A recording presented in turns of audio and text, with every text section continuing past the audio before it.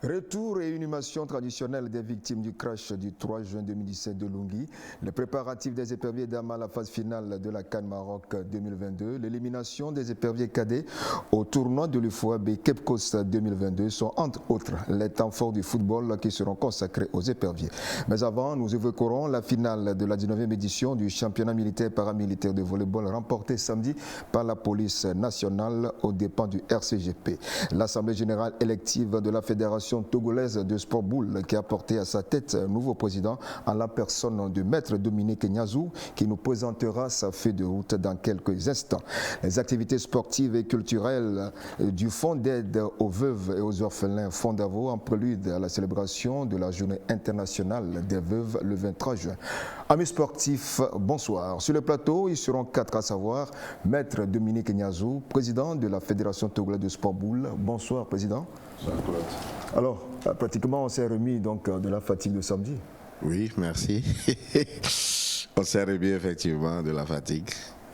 Et les élections se sont bien passées, non? Oui, très bien, comme vous l'avez constaté. Ok, nous aurons le temps d'en parler dans quelques instants. Alors, nous avons aussi nos habituels compagnons. Je vais parler de Jean-Louis Koudionou. Bonsoir Jean-Louis. Bonsoir Claude, bonsoir Florent. Heureux de vous retrouver encore pour parler des activités sportives au Togo et dans le monde. Alors, il y a aussi le Florent Kataka. Alors, hier, tu étais de l'autre côté du tennis, non? Oui, comme chaque dimanche. Mais tu as l'air un peu évasif là, c'est quoi? Non, ça va, il n'y a pas de souci. Les lundis, souvent, ça démarre fort au ministère, mais bon, je pense qu'on est au taquet pour terminer la semaine comme il se doit et toujours dans l'engagement. Il faut que ça démarre fort aussi sur le plateau. Hein? Oh, ben, si on parle sport, ça doit démarrer fort. On répond toujours. Alors, sans oublier donc le grand frère Espoir Asogbavi. Bonsoir cher ami. C'est 1631 si on peut le dire ainsi, non? Merci beaucoup. Je salue mon ami Niazo. Je crois qu'il s'est remis seulement de la fatigue, mais également de la charge émotionnelle. Parce que c'est pas évident. Ouais. Ok. Alors, tout est donc réglé ici et c'est donc parti pour le panorama des sports. J'en parlais en début d'émission, la police nationale était sacrée championne de la 19e édition du championnat militaire et paramilitaire de volleyball samedi. C'était face au régiment commando de la garde présidentielle RCGP et qu'elle a battu 3-7-0. Sergine Raymondou. La police nationale en fête. La raison, elle est vainqueur du 19e championnat militaire et paramilitaire de volleyball. Pour y parvenir, la Spoto devait passer l'écueil régiment commando de la garde présidentielle. Et c'est chose faite au bout d'un deuxième set passionnant. 26-24 pour la police, alors que le RCPG a longtemps dominé ce set. Dès lors, le troisième set devient une formalité que va remplir la police sans difficulté. Nous avons fait prévaloir notre esprit de cohésion. C'est ce qui nous a permis de remonter tous les points qui nous ont été pris jusqu'à prendre le second set. L'adversaire a été coriace. C'est la preuve qu'il ne faut pas minimiser. Organisateurs et vainqueurs, autant de motifs pour la police nationale. Le 19e championnat militaire et paramilitaire de volleyball, dont l'organisation a été confiée à la police nationale, a connu la participation de 18 équipes. Du 7 juin 2022 à ce jour, ces équipes se sont succédées sur les aires de jeu de volleyball du stade omnisport de Lomé et de l'état-major, cumulant ainsi 40 matchs âprement disputés. C'était des moments d'émotion, de joie et aussi de déception entretenus par des groupes d'ambiance de supporters. L'ordre, la discipline, le fair play, la cohésion, qui ont régné tout au long de ce championnat étaient tout simplement fort appréciables. Mais comme dans une compétition, il y a un vainqueur et un vaincu, vous avez su accepter vos défaites et partager vos victoires dans un esprit de convivialité et de fraternité. Le volleyball dans l'armée, on sait toujours le carré d'as. Le carré d'as, on le connaît. Cette année, il y a eu un incident de parcours, je ne sais pas comment, une amélioration. Le premier est arrivé en demi-finale. C'était du jamais vu depuis que nous avons commencé notre carrière. Le classement n'est pas hasardeux, à part le premier qui s'est retrouvé en 4e place. La particularité, c'est qu'il n'y a pas eu de petite équipe en tant que telle. Non, il n'y en a pas eu. Les matchs où on a cru qu'on va gagner facilement 3-7-0 ont tourné au vinaigre pour ceux qui rêvaient. La sélection elle est faite par la direction technique nationale qui va nous transmettre les joueurs sélectionnés. Et il faut qu'on ait une équipe type pour pouvoir participer aux activités nationales. Convivialité, combativité, fair play, des valeurs qui ont régné durant la dizaine de jours de compétition. Un mérite pour toute l'armée togolaise. Dans l'annonce de ce championnat, votre passion a œuvré pour sa réussite depuis la réunion technique jusqu'à ce jour, passant par la cérémonie d'ouverture, à témoigner de votre dévouement pour le sport. Les moyens matériels et humains, financiers et moraux que vous avez déployés en disent long. Comme tout effort mérite des encouragements, les 18 unités participantes ont reçu des distinctions tant collectives qu'individuelles. La gendarmerie nationale, vainqueur de la précédente édition, occupe la 3e marche du podium. Le régiment commando de la garde présidentielle est 2e et la police nationale championne.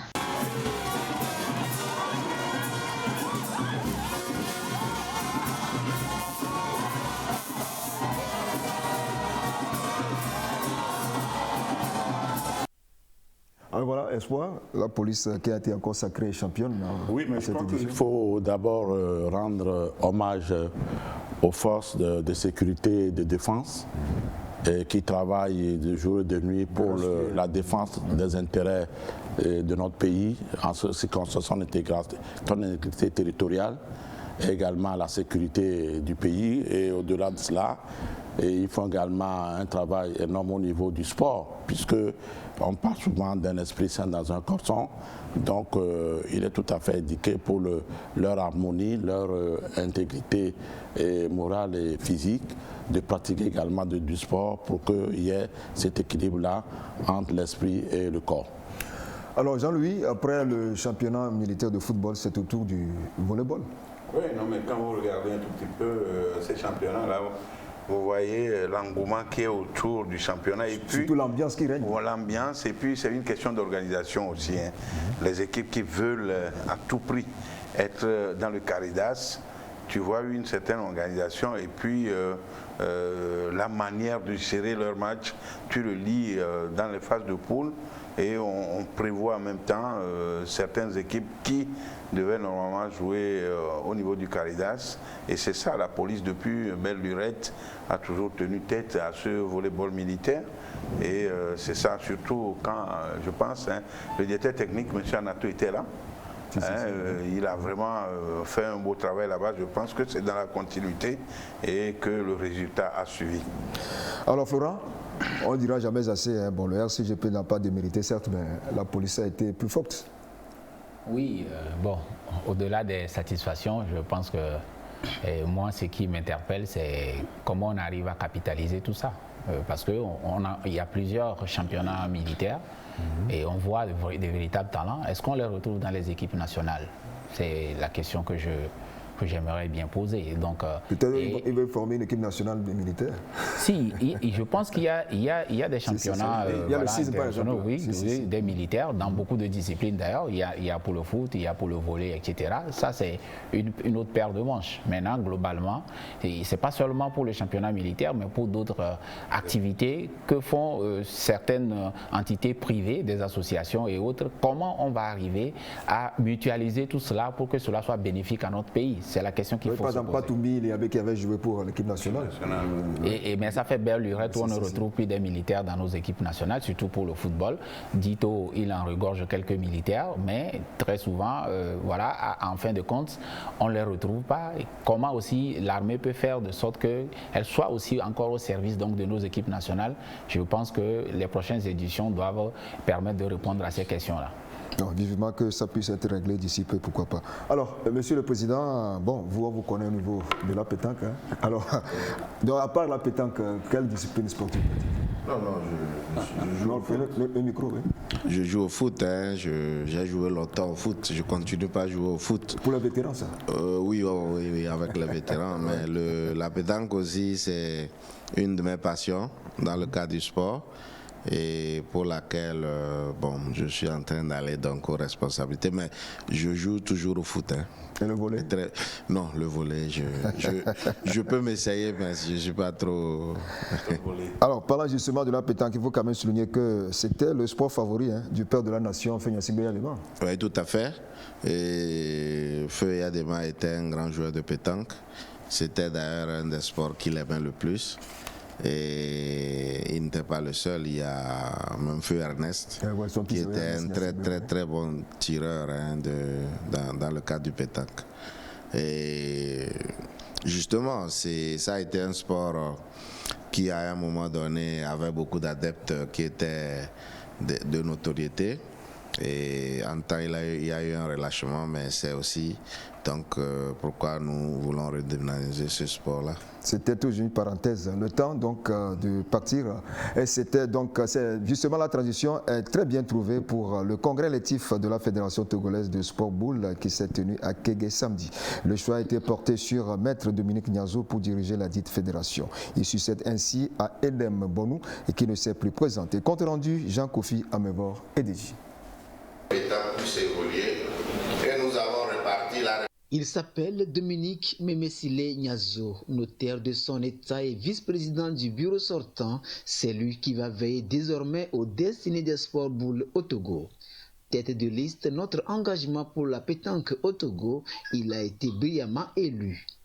La totalité des votants n'a pas hésité à porter son choix sur celui qui, des années durant, n'a pas lésiné sur les moyens pour le rayonnement des sports boules.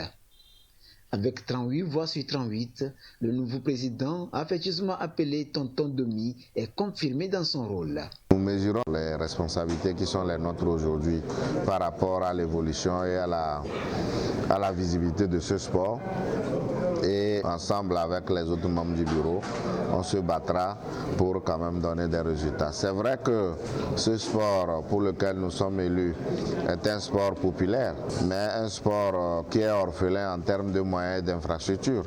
Et nous essayerons dans la mesure du possible, ensemble avec les responsables de tutelle et les élus locaux, de voir dans quelle mesure essayer d'améliorer la pratique de ce sport.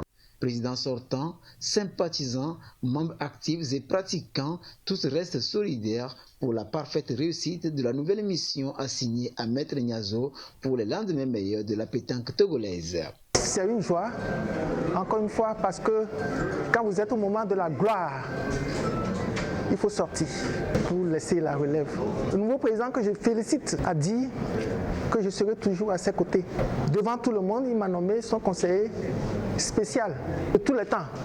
Je vous avoue, notre collaboration était merveilleuse et j'aurais souhaité que son vice-président travaille avec lui comme il a fait avec moi. Ministère des Sports et des Loisirs, l'instance dirigeante des sports du Togo, Comité national olympique, tous restent confiants eu égard aux résultats acquis par la FTSB. Le nouveau bureau, je l'exhorte à continuer dans le même sens, sur le même chantier que les prédécesseurs ont déjà battu et rester toujours attaché au ministère des Sports et des Loisirs, travailler en synergie avec tous les services techniques qui ont en charge la promotion des sports au Togo pour qu'ils puissent également apporter leur pierre à la construction et au maintien de l'édifice de cette fédération. Cette discipline n'est pas une discipline olympique, mais ils font partie du Comité national olympique du Togo et nous les soutenons. Notre rôle, c'est de pouvoir faire éclore toutes les disciplines, permettre aux citoyens, en dehors des stress, de pouvoir s'épanouir dans le sport de leur choix. Notons que le Togo de la pétanque est vice-champion d'Afrique et a pris part au dernier championnat du monde, Espagne 2021. Alors, Président, voilà. Donc, vous avez pratiquement tout dit dans votre interview, mais moi, je voudrais quand même revenir sur un point. Vous avez parlé des infrastructures qui manquent. Oui, Claude. En réalité, vous savez, c'est un sport qui n'a pas de boulodrome. Le boulodrome, c'est notre stade à nous. C'est votre kégué, quoi. Voilà, normalement. Donc, ça ne demande pas beaucoup d'espace. Avec 5 mètres sur 15, on a un boulodrome pour jouer à la norme. Donc, justement, c'est un des points phares donc, de notre programme. Nous voudrions solliciter avec les autorités locales et les autorités de tutelle, donc l'aménagement des espaces pour qu'on puisse mieux jouer.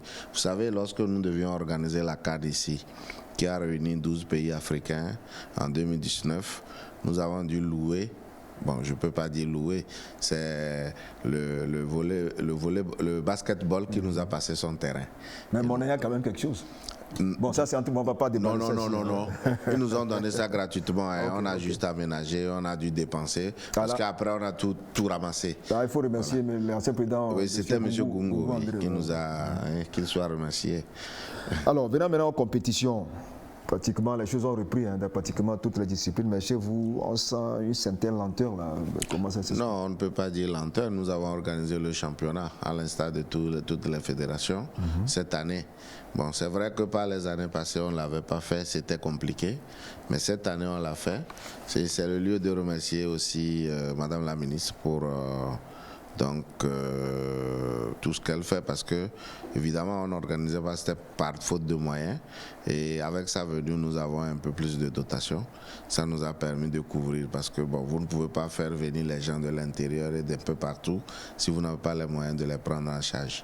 Donc avec son appui, on a pu faire le championnat, et je crois qu'on va perpétuer cela chaque année cette fois-ci. Alors, quelles sont vos relations avec la Fédération internationale aujourd'hui? Nous sommes membres de la Fédération internationale et membres de la Fédération africaine également, et où nous payons nos cotisations. D'ailleurs, pour la petite histoire, quand nous sommes venus avec l'ancien bureau sortant, on était suspendus de toutes les compétitions parce qu'on avait autour de 1 500 000 francs d'arriérés, et ça nous a été annoncé au Bénin.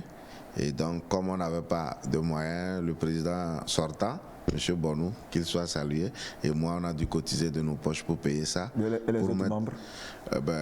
Non. Bon, 6 hommes. Pour remettre le pays un peu dans l'ordre international. Donc, c'est justement à l'issue de ça que la Fédération africaine, Confédération, a décidé de nous donner l'organisation de la CAN qui a eu lieu à Lomé. Alors, espoir de contributions apportées au président? Oui, mais je crois qu'on lui a déjà présenté nos félicitations. On suit de près tout ce qu'il fait au niveau. Vous connaissez très bien, non? On se connaît très bien. On suit de près tout ce qu'il fait au niveau de la fédération de pétanque, sur le plan matériel et sur le plan financier. Je crois qu'il faut le remercier pour ça. Et j'espère que sa venue à la tête de la fédération va apporter un jour nouveau et un sang nouveau pour que la pétanque togolaise puisse aller le loin possible. Un sang nouveau, surtout qu'il est jeune. Hein. Alors, Jean-Louis? Oui, d'abord, on félicite beaucoup le président de la fédération de pétanque. Et puis, quand vous constatez, vous avez dû constater l'humilité entre les deux présidents, le président sortant et le nouveau président, et qu'il a nommé conseiller spécial, ils vont toujours travailler ensemble. On a toujours dit c'est au bout de l'ancienne, quand ils se la nouvelle. Donc je pense que non seulement qu'ils vont essayer de développer la pétanque au niveau de Lomé, mais sur toute l'étendue du territoire, c'est ça qui est important. Et non seulement, il faut éviter à ce que ce jeu-là se pratique dans les rues. Ah, il faut choisir. Justement, c'est pourquoi là parler de monodrome. Oui, il faut avoir des cadres spéciaux pour la pratique de ce sport, parce que dans tous les quartiers, quand les voitures passent, elles sont obligées de s'arrêter pour qu'on ne joue pas au pétanque avant qu'ils ne continuent. Donc, il faut essayer de réaménager tout ça là, du sud au nord, hein, pour que ça soit vraiment international. Oui, Florent. Je suis aussi jeune, mais je peux me permettre de vous donner quelques conseils. Je pense que, en tant que président, je ne vous apprends rien, mais c'est presque sûr que vous allez vous retrouver toute la charge pratiquement sur vous. Et je pense que l'engagement même déjà décidé d'aller aux élections, c'est qu'on a pesé tout cela. Et armez-vous surtout de patience, et c'est la destinée donc d'une fédération, elle incombe principalement au président, mais en même temps, et la vision qui est nécessaire, elle doit être partagée.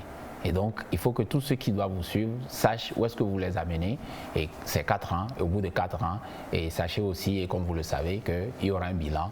Et il faut que ce bilan-là soit positif. Donc, bonne chance pour la suite. Alors, oui, rapidement. Une question, est-ce que la pétanque est une discipline olympique? Non, c'est une discipline pas olympique, mais qui est en cours. Parce que comme nous avons une fédération africaine et mondiale, elle est en train donc de taper à la porte des sports olympiques. Et je crois que ça ne sera tardé. Alors, ceci était votre message de fin, Monsieur le Président. Merci Claude. Non, c'est de vous remercier pour l'opportunité que vous me donnez à chaud donc de prendre la parole au nom de la Fédération togolaise de sport boule que je représente. Et en même temps, saluer tous les sportifs boulistes et tous les autres sports. Et remercier les uns et les autres et dire qu'on a besoin de leur support et de leur concours pour donc que ce sport puisse évoluer comme les autres. Mais vous savez, pour la petite histoire, nous avons organisé la CAN ici et nous sommes aussi vice-champions d'Afrique et ça nous a qualifiés pour le mondial. C'est une manière de dire que autant il y a d'autres sports qui brillent, le foot, etc., qui prend beaucoup de moyens. Mais si on a la possibilité de repartir les peu de moyens sur les autres sports, je crois qu'on peut équilibrer le pays. Nous pouvons ramener des trophées aussi. Et c'est sur ce mot-là d'espoir que je voudrais vous remercier et vous souhaiter une bonne émission.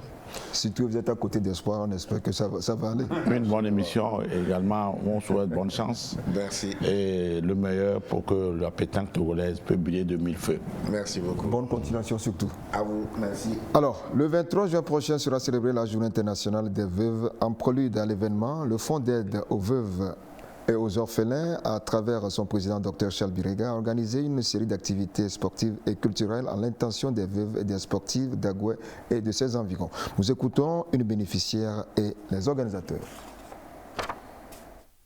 Nous sommes en train de préparer le 23 juin et c'est en prélude de la célébration que nous sommes en train de faire des activités sportives, différentes disciplines.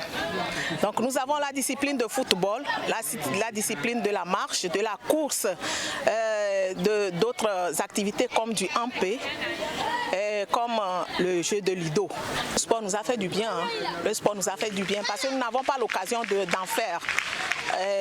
Cette fois-ci, nous en avons fait, tout le monde a mis le paquet, nous sommes devenus un peu légers. La veuve est dynamique. La veuve a encore de l'énergie pour pouvoir être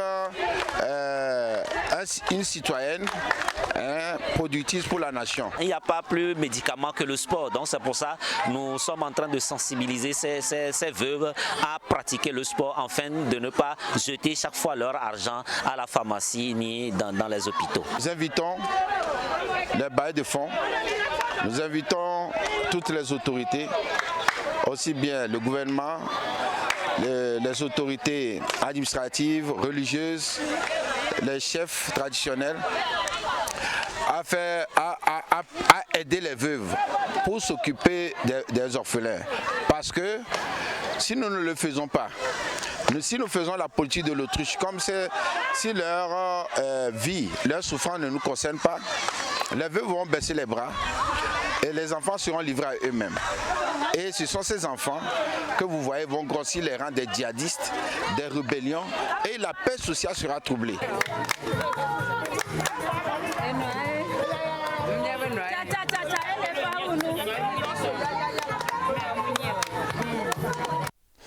Alors Florent, voilà, les veuves et les orphelins ne sont pas oubliés en matière de sport.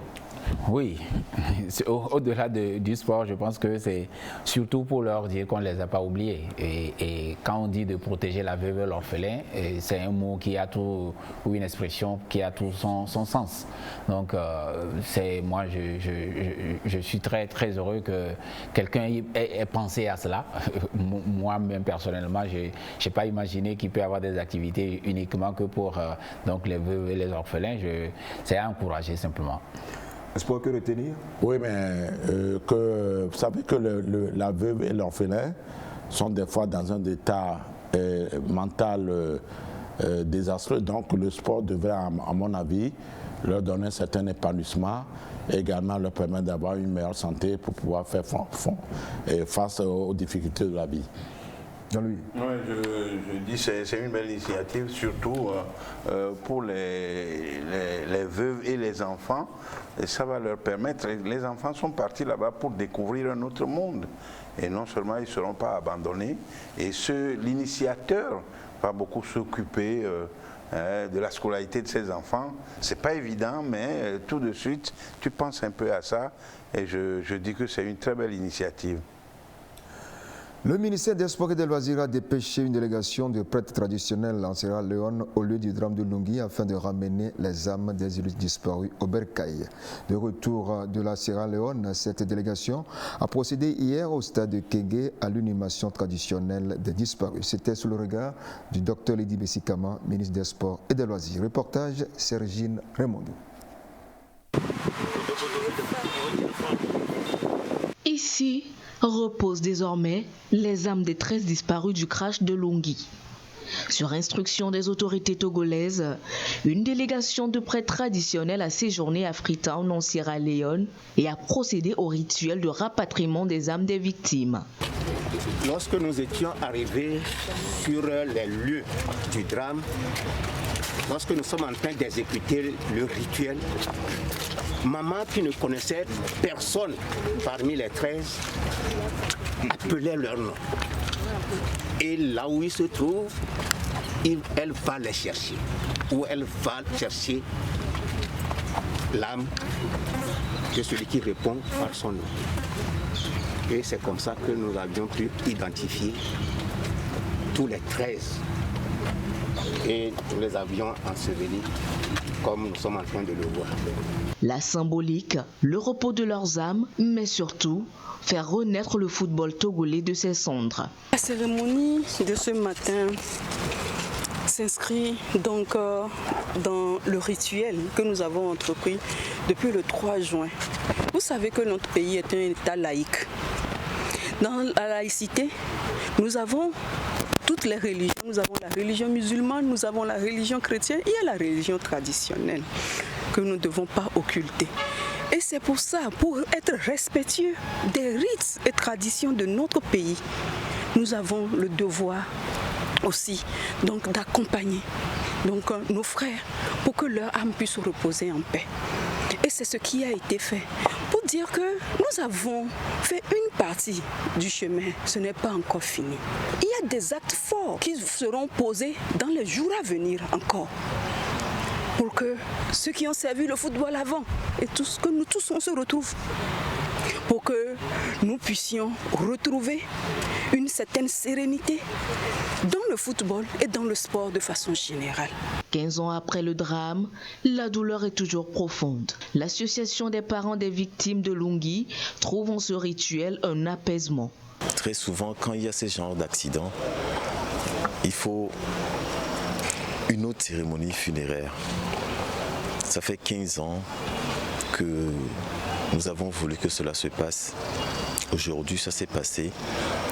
Et vous avez dû remarquer que ça a réveillé les émotions d'il y a 15 ans. Dr Lidi Bessikama a salué l'implication de son collègue sierra-léonais et son apport quant à la réussite de cette mission. Intéressons-nous aux éperviers dames qui affûtent leurs armes pour la prochaine CAN qui démarre le 2 juillet prochain au Maroc. Vendredi, elles étaient en amical international face à l'équipe championne du Ghana, APEM Darko Ledis. Nos ambassadrices ont malheureusement chuté 3-0. Soulignant Aménipo. Épervier Dame 0, APEM Ladies de Darkoa 3, issus de ce match amical. Pourtant, les dames du Togo étaient plus entreprenantes dans les 3 premières minutes du match et chacune de leurs montées donnait des frémissements aux championnes du Ghana. Mais très vite, les visiteuses vont se ressaisir et finiront par imposer leur jeu. L'équipe du Togo, elle, opte pour la contre-attaque afin de maintenir l'équilibre jusqu'à la pause. À la reprise, les Togolaises concèdent l'ouverture du score à la 56e minute consécutivement à un corner repris de volée par le dossard numéro 14, Osuwa Elisabeth. Togo 0, APEM Ladies 1. Suite à des erreurs défensives des éperviers, le numéro 14 de la formation ghanéenne double la mise à la 81e minute. 7 minutes plus tard, les Ladies rendront l'addition plus salée pour le Togo en inscrivant le 3e but. Des Ghanéennes en conquérante à Kégué. Because we are the champions in Ghana. We just finished our league and we are the champions. Nous sommes champions du Ghana. Nous venons juste de terminer le championnat il y a une semaine et les filles ont encore de la compétition dans les jambes. Donc c'est normal que nous gagnions. Après tout, c'est un jeu et n'importe qui peut gagner. Je pense que l'équipe togolaise n'est pas mal. Il suffit juste de quelques réglages et ça marchera. Surtout quand on perd un match, il faut apprendre de ses erreurs. So that if you play and lose, then you learn from it. Kai Tometi le reconnaît. Il y a encore travail à faire. Je dirais tout simplement que mes filles ont été méconnaissables ce soir. Certes, en première partie, nous avons eu quelques occasions qu'on aurait pu marquer, mais elles ont manqué d'efficacité. Et en seconde partie, on a essayé de les replacer, mais les changements n'ont pas apporté. Nous avons voulu tester les nouvelles joueuses, mais elles n'ont pas su rentrer dans l'animation tactique et ça a laissé des trous, des failles que l'équipe adverse a exploitées. C'est une équipe très organisée, très athlétique et très technique. C'est un premier test. Tout n'est pas mauvais. Elles se sont données, mais en deuxième partie, je me dis qu'il y a eu beaucoup de manquements tactiques et on a pris des buts. Donc nous allons encore corriger nos erreurs tactiques dans les 7 jours qui nous restent pour pouvoir affûter l'équipe pour le Maroc. La Coupe d'Afrique des Nations féminines de football Maroc 2022 démarre le 2 juillet prochain. À 11 jours de leur premier match face à la Tunisie, les protégés de Kai Tometi ne convainquent pas encore. Reste pour la sélectionneuse de trouver la bonne formule afin que la mayonnaise puisse prendre avant le début de ce grand rendez-vous continental.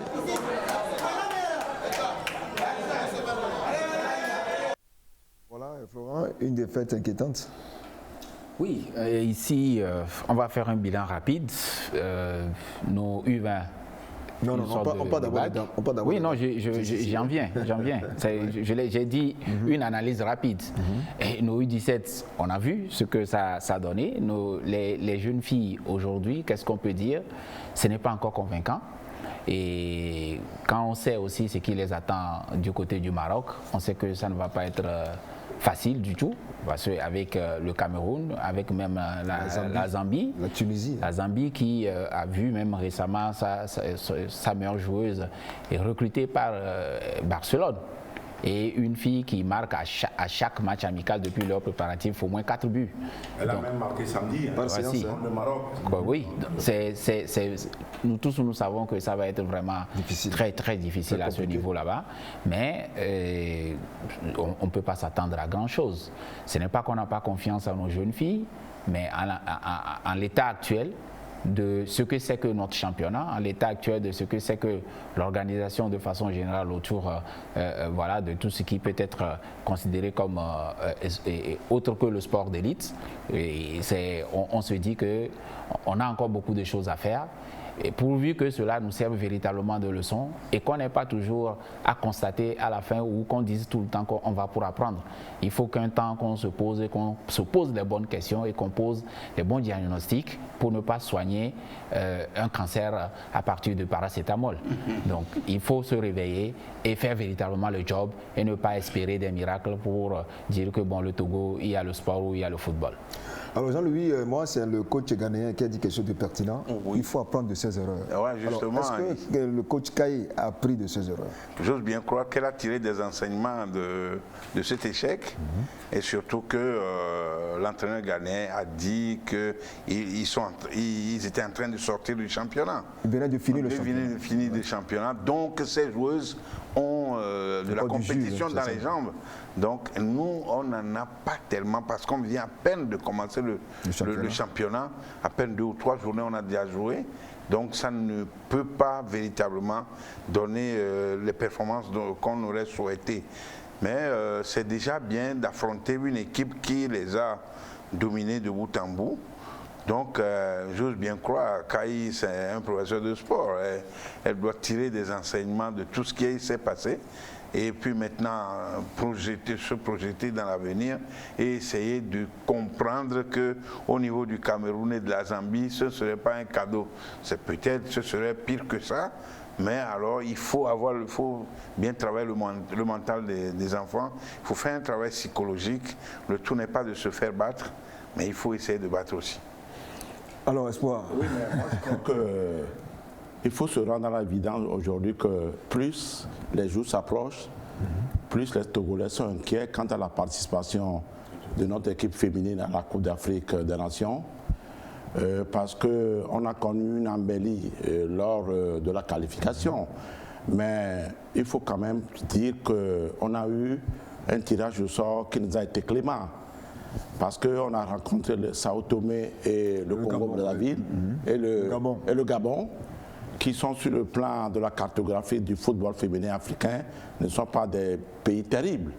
On aurait pu rencontrer le Nigeria, le Ghana ou la Côte d'Ivoire dans la sous-région ici, l'Afrique du Sud, la Guinée équatoriale en Afrique du Sud, et que peut-être on ne serait pas arrivé à cette Coupe d'Afrique des Nations parce que la Côte d'Ivoire, qui est une grande nation de football en matière de football féminin, a été éliminée par le Nigeria qui ne passe pas à cette Coupe d'Afrique des Nations.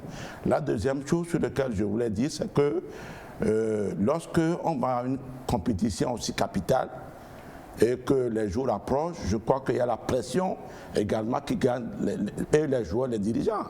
Et moi, lorsque nous étions déjà aux affaires de la fédération, à chaque fois que nous avons la CAN ou nous avons eu la Coupe du Monde, il y a la pression qui monte.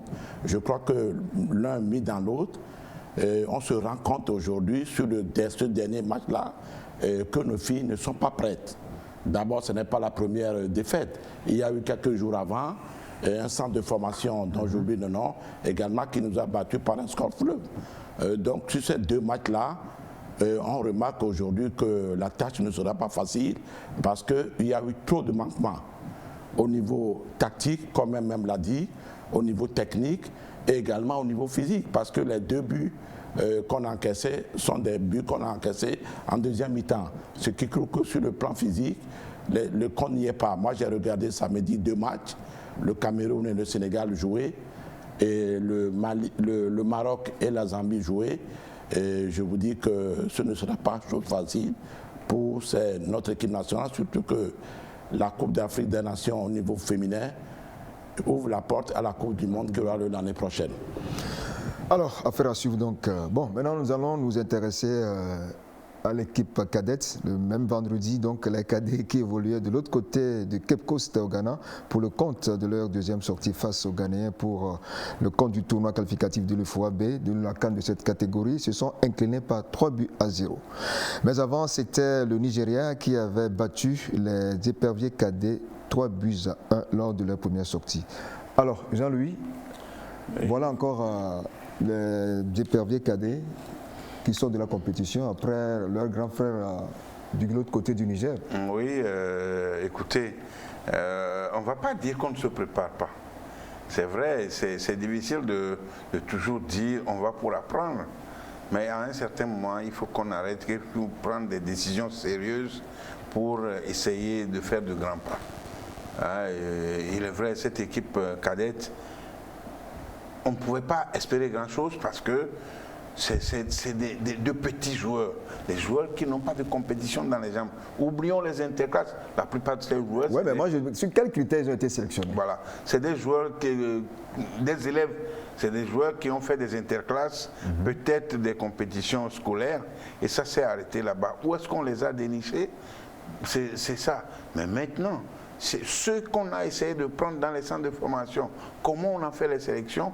Est-ce qu'on a envoyé une convocation ou bien une invitation à ces directeurs de centre de leur fournir des joueurs et la sélection s'est faite à partir de là? C'est un peu compliqué. Donc, c'est le moment de dire que le colonel Apovi est en train de faire beaucoup de choses quand même.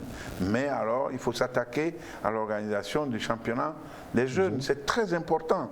Parce qu'on ne joue pas un championnat des jeunes et on veut faire une compétition des jeunes, on n'aura pas de succès, on ne va pas avoir grand-chose dedans. Donc, Tel on fait son lit, on se couche. Alors, Espoir, moi je me demande, est-ce que c'est pas au niveau de la direction technique que le problème se pose? Oui, mais je crois qu'en principe, au niveau de la Fédération togolaise de football, il y a, je crois, une direction technique nationale.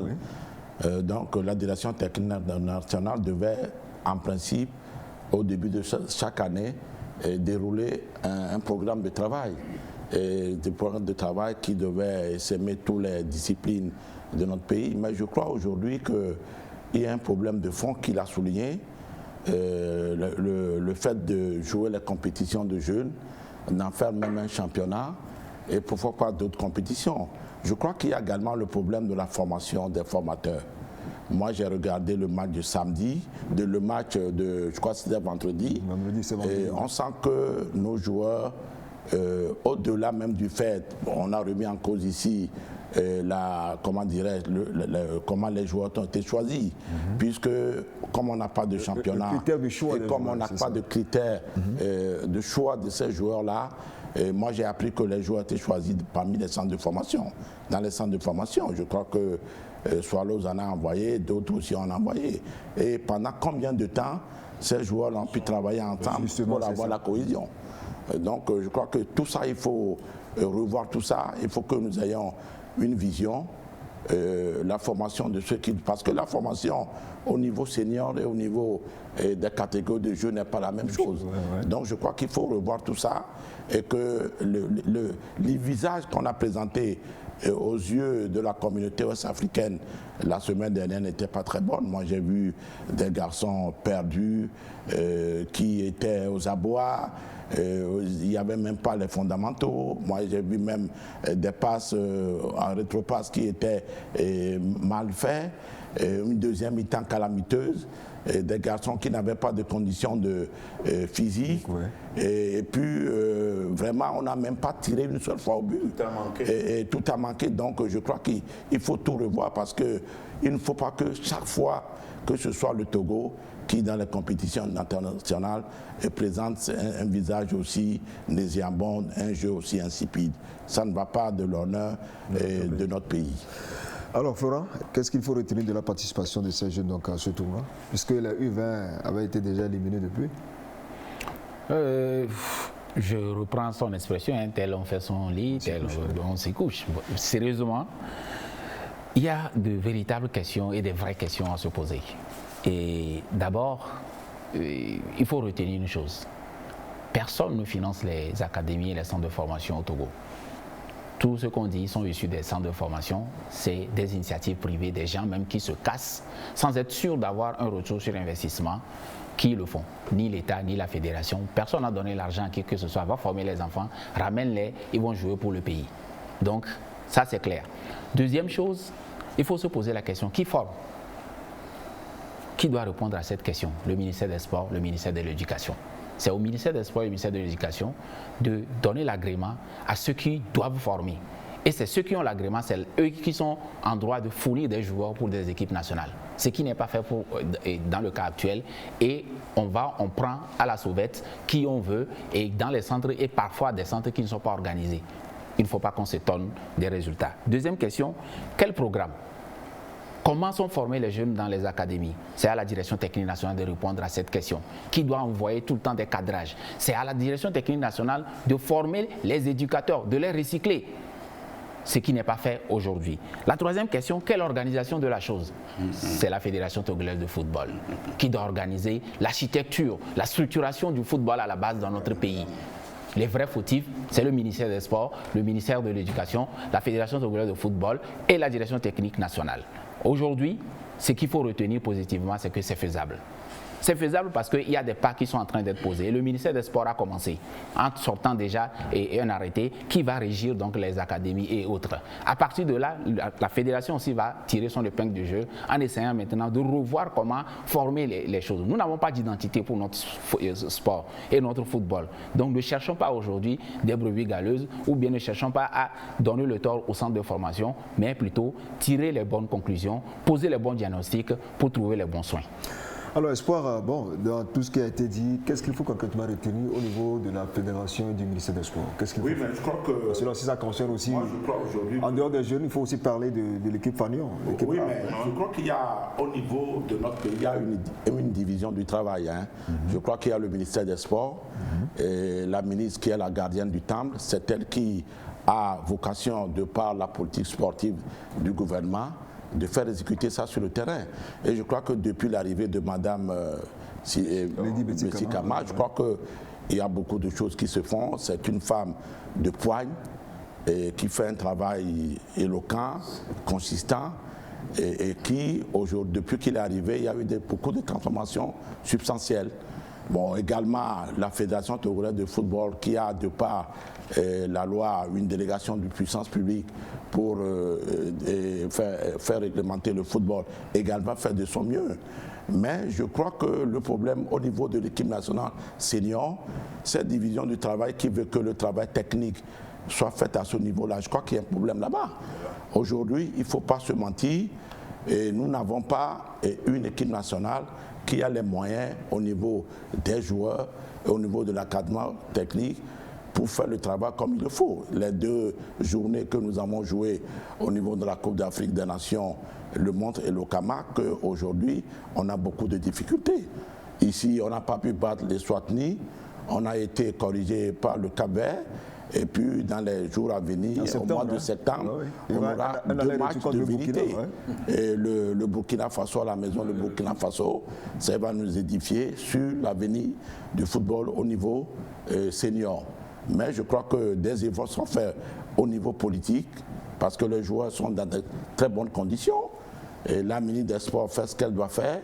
Je crois qu'elle est d'abord très peinée, parce que je l'ai vu sur la photo, elle est très peinée parce que aujourd'hui, je crois qu'elle voudrait que le football togolais puisse sortir des sentiers battus et que ça n'arrive pas. Et je sais qu'également au niveau de la fédération, le président de la fédération est également très peiné pour ce qui se passe. Mais il reste maintenant aux joueurs de faire leur partition et c'est ce qui manque pour le moment. Oui. Rapidement, la dernière fois nous avons eu à souligner quelques je n'ose pas dire incongruités, qui font peut-être que nous n'avons pas les résultats. Première remarque, nous avons dit que notre équipe est toujours en reconstruction et en permanence en reconstruction. Tant qu'on n'a pas un bloc équipe, des gens qui se retrouvent, qui se connaissent déjà, qu'ils n'ont pas eu à jouer ensemble dans les équipes de jeunes, qui se retrouvent parachutés d'une certaine manière, on aura des difficultés. Ensuite, nous avons fustigé le fait qu'on retrouve à certains éléments, comme par exemple le team manager sur les bancs, et ce qui était étonnant.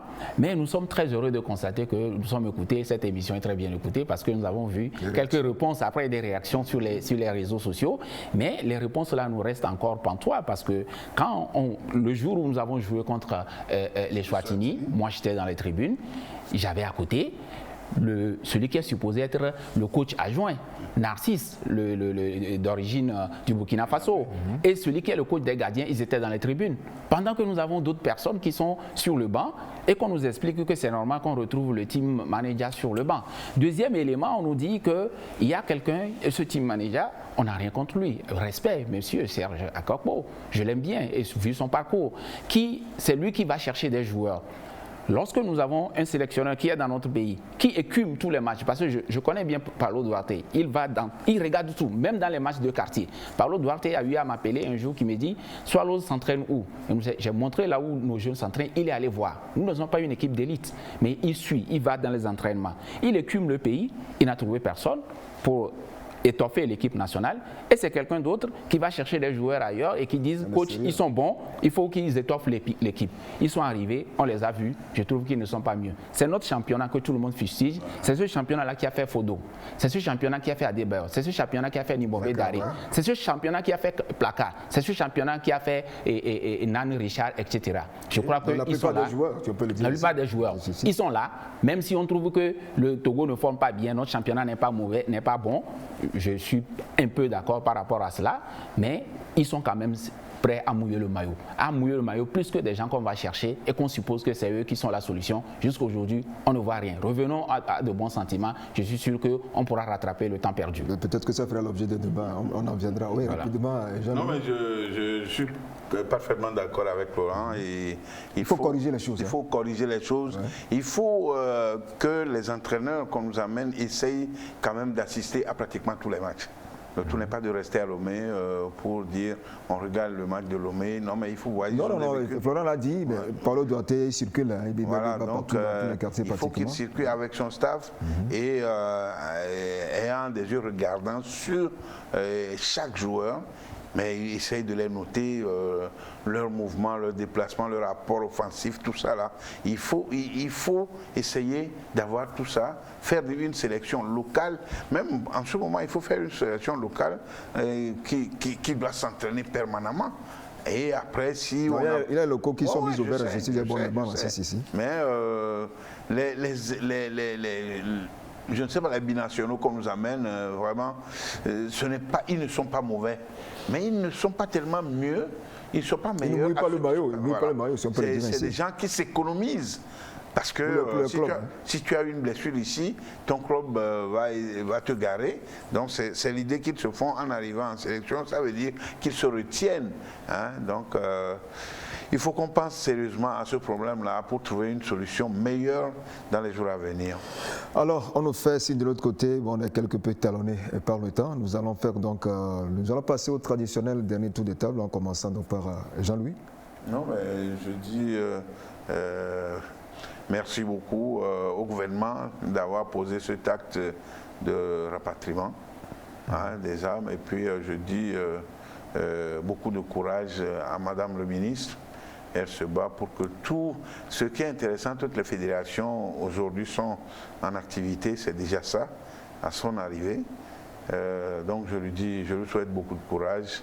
Et au colonel Akovi de ne pas baisser les bras. On a beau le critiquer. Les deux sont bizarrement des colonels.